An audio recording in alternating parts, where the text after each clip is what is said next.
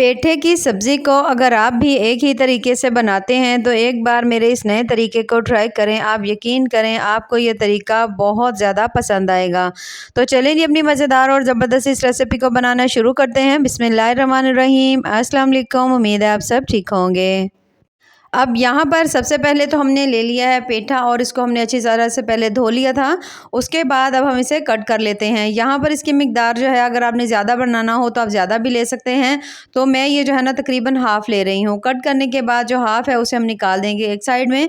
अब हमने इसके पीसेस को कट कर लेना है, ठीक है। तो यहाँ पर अगर आपको लगे कि इसके जो है ना पीसेस थोड़े नरम हैं तो आप इसका जो छिलका है वो रहने दीजिएगा, नहीं तो आप इसका छिलका जो है ना उतार सकते हैं।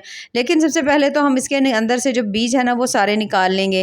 पेठे के बहुत ज़्यादा हेल्थ बेनिफिट्स हैं, तो ज़रूर इस तरह की सब्ज़ी हो या बहुत सारे लोग इसे मीठा भी बनाते हैं तो ज़रूर ट्राई करना चाहिए। अक्सर लोगों को ये थोड़ा-सा मीठा लगता है तो इस वज़ह से सालन उनको पसंद नहीं आता।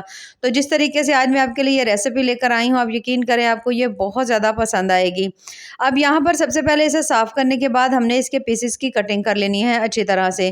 तो जब आप तमाम पीसेस की कटिंग कर लेंगे ना तो उसके बाद अब आपने यहाँ पर देख लेना है कि ये जो पेठा है ना, अगर तो आपको बहुत ज़्यादा सख्त लगता है, यानी अगर जो छिलका है ना वो थोड़ा सख्त है ना, तो फिर आप ये ना इसका छिलका उतार लीजिए। नहीं तो आप इसके छिलके के साथ भी इसे पका सकते हैं। यानी बहुत सारे लोग ऐसे हैं जो इसका छिलका जो है वो उतार देते हैं और बहुत सारे ऐसे हैं जो इसका छिलका नहीं उतारते बल्कि छिलके के साथ ही पकाते हैं। अगर छिलके के साथ ही पकाना हो तो आपने इसको पहले अच्छी तरह से धो लेना है। तो मुझे ये थोड़ा सा सख्त लग रहा था तो इसलिए मैंने इसका जो छिलका है ना वो तमाम यहाँ पर से इसके उतार दिया है। तो इस तरह से करके आपने इसका तमाम छिलका जो है उतार देना है। तमाम छिलका उतारने के बाद अब हमने इसके पीसेस में कट करना है।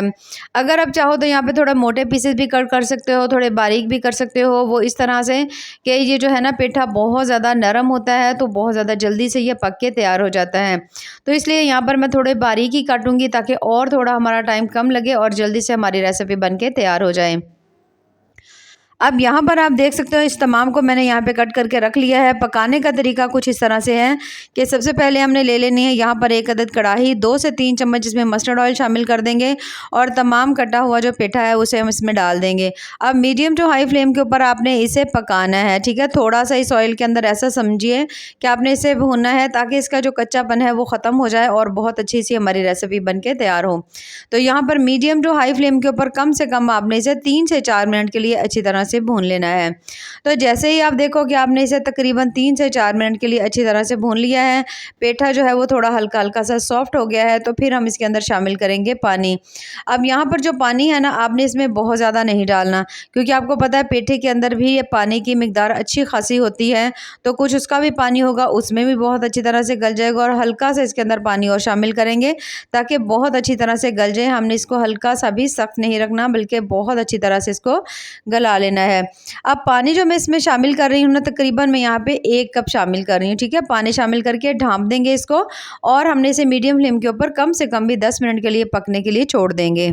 मसाला तैयार कर लेंगे। आधा चम्मच हमने यहाँ पे साबित धनिया ले लेना है, आधा चम्मच ही यहाँ पर हमने सौंफ ले लेनी है और उसके साथ आधा चम्मच ही यहाँ पर हमने मेथी दाना ले लेना है। मेथी दाना से बहुत ज़्यादा कमाल का टेस्ट आएगा, बहुत ज़्यादा आपको इसका जायका बिल्कुल एक अलग मिलेगा।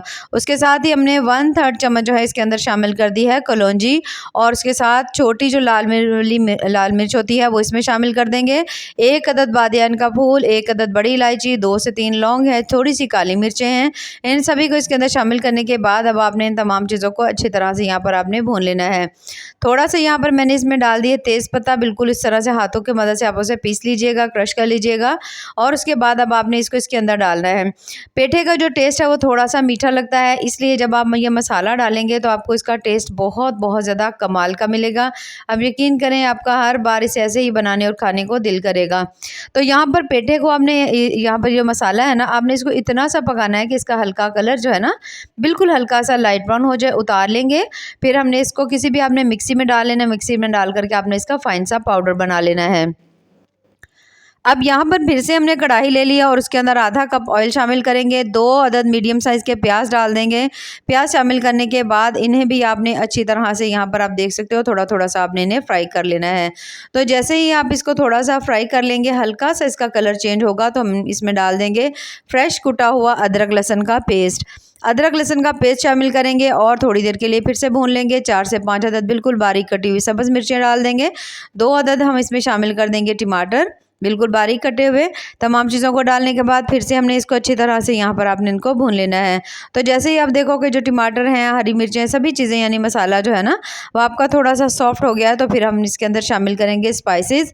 तो स्पाइसेस में यहाँ पर सबसे पहले तो मैं इसमें शामिल करूँगी नमक। नमक टेस्ट के हिसाब से भी डाल सकते हैं।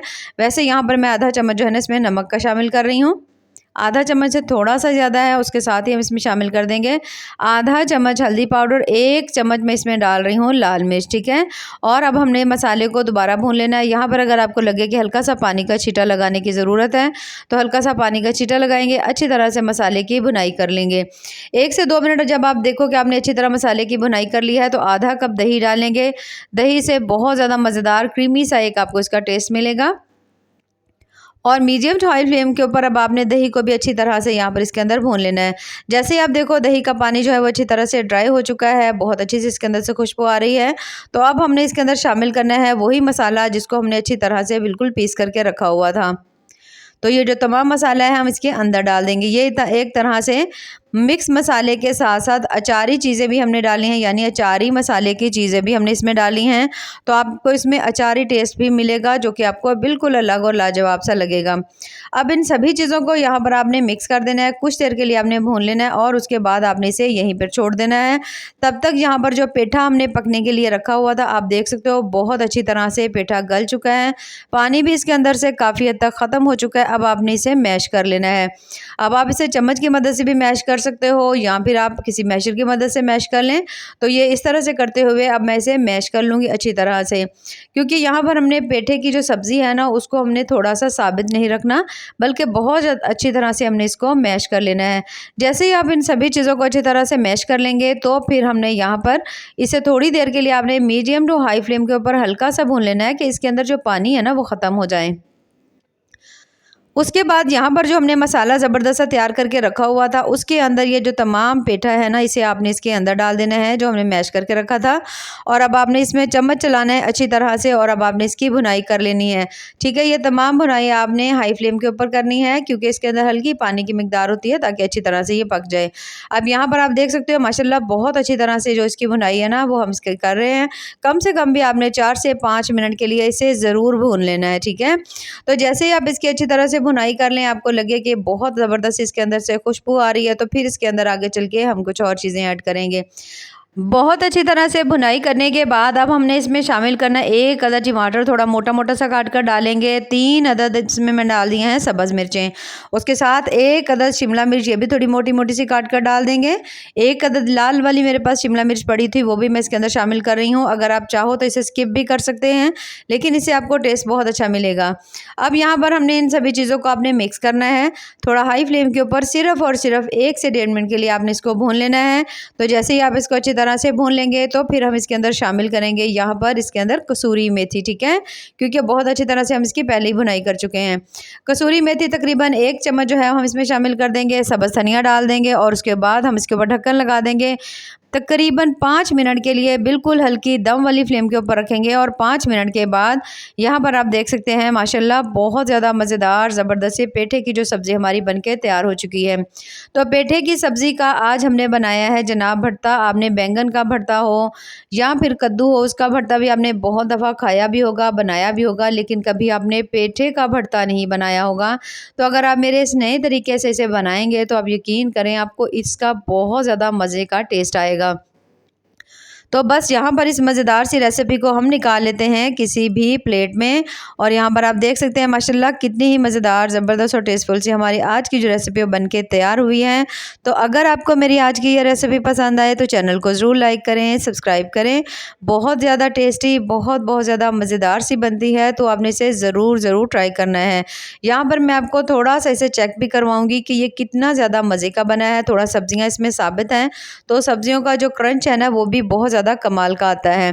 तो बहुत ज़्यादा कमाल की बनी है रेसिपी, आपने इसे ज़रूर ट्राई करना है, क्योंकि अक्सर ये जो है ना इस तरह की सब्जियां हैं हम नहीं पकाते, तो ज़रूर पकानी चाहिए क्योंकि इनके भी ढेर सारे हेल्थ बेनिफिट हैं। तो ऐसे ही मज़ेदार ज़बरदस्त और टेस्टफुल सी रेसिपीज़ के लिए हमारे चैनल का विजिट ज़रूर करें। बाकी दुआ में याद रखिए। अल्लाह हाफिज़।